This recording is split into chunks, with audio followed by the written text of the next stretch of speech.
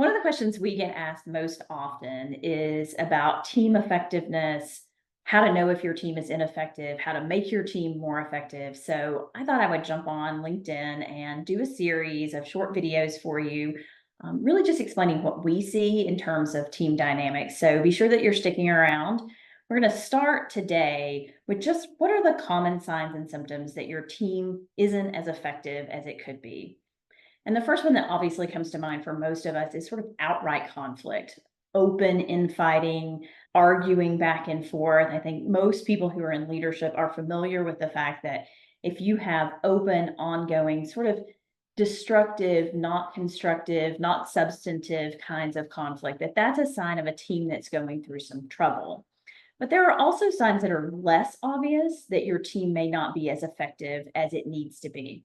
And one of those is on the opposite end of the spectrum, and that's silence. So if you have a team that's gone dark on you, that isn't talking to you as their leader, that isn't talking to one another, you're going into meetings, you're just not getting any feedback, that is often a sign that the team has shut down, that there are unresolved conflicts, and that they're not comfortable sort of voicing those openly. So they're going to go quiet on you.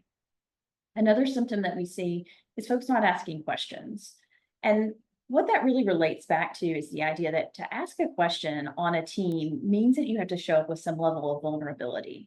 You have to show up and say, I don't know what this is. I don't know the best way forward. And on teams where there is tension, teams where there's a lack of trust, that's one of the first things that we see sort of disappear, is this ability to ask questions of one another.